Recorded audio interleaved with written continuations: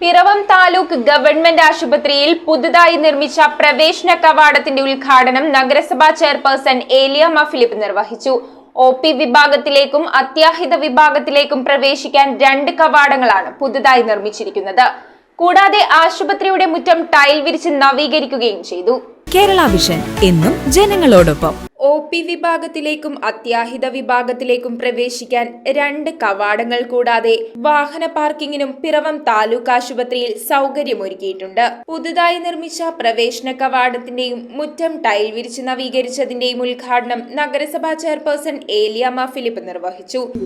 പഴയ കാലത്തെ ഒരു വൃത്തിയില്ലാത്ത ഒരു ഗേറ്റ് ആയിരുന്നെങ്കിൽ ആ സ്ഥാനത്ത് മനോഹരമായ വൃത്തിയുള്ള ഗേറ്റ് ഇവിടെ പണിയുവാൻ ഒന്ന് പ്രവേശന കവാടം ആധുനിക ഭാഗത്തെ അത്യാഹിത വിഭാഗത്തിലേക്ക് പോകുന്നതിനുള്ള ഗേറ്റും അതുപോലെ തന്നെ കാർ പാർക്കിങ്ങിലേക്കുള്ള വരുവാനുള്ള ഒരു ഗേറ്റും മനോഹരമായ ചെടിയുമല്ല അലങ്കരിച്ച് നല്ല വൃത്തിയുള്ള അന്തരീക്ഷത്തിലെ ഒരു വൃത്തിയുള്ള അന്തരീക്ഷമുള്ള ഒരു വീടിന്റെ മുഖച്ഛായയിലേക്ക് ചെന്ന് കയറുന്നത് പോലെ തന്നെ അതിലും മനോഹരമായി പണിത ഈ കെട്ടിടം പിറവം മുനിസിപ്പാലിറ്റിയുടെ ഭാവന തന്നെയാണ്, അല്ലാതെ ഒരു സംശയവുമില്ല.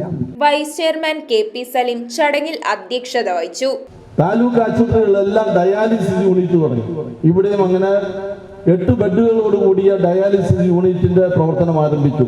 അത് ആരെയും ഇടുക്കുമായി ബന്ധപ്പെട്ടല്ല, അത് കേരളത്തിലെ മുഴുവനും താലൂക്ക് ആശുപത്രികൾക്കും ഡയാലിസിസ് യൂണിറ്റ് വേണം എന്ന തീരുമാനത്തിന്റെ ഭാഗമായി, ആർദ്രം പദ്ധതിയുടെ തീരുമാനത്തിന്റെ ഫലമായി നമ്മൾ അതിനോടൊക്കെ തന്നെ താലൂക്ക് ആശുപത്രിയെ നാമകരണം ചെയ്തുകൊണ്ട് നമുക്ക് കിട്ടിയതാണത്. 93 കിടക്കകളുള്ള ആശുപത്രിയിൽ ENT, ഓർത്തോ, പീഡിയാട്രിക് തുടങ്ങി 5 വിഭാഗങ്ങളിലായി 12 ഡോക്ടർമാരും 61 ജീവനക്കാരുമാണുള്ളത്.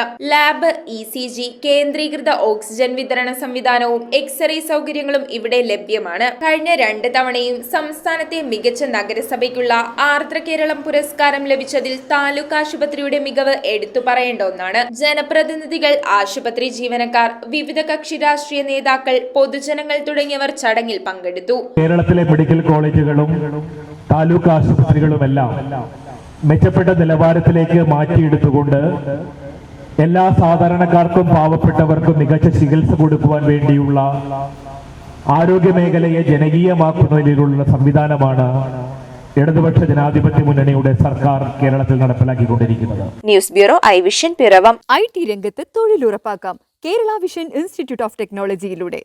IT മേഖലയിൽ ഏറ്റവും കൂടുതൽ തൊഴിൽ സാധ്യതയുള്ള 3 മാസത്തെ CCNA നെറ്റ്വർക്കിംഗ് കോഴ്സിലൂടെ നിങ്ങൾക്കും മികച്ച ജോലി കണ്ടെത്താം.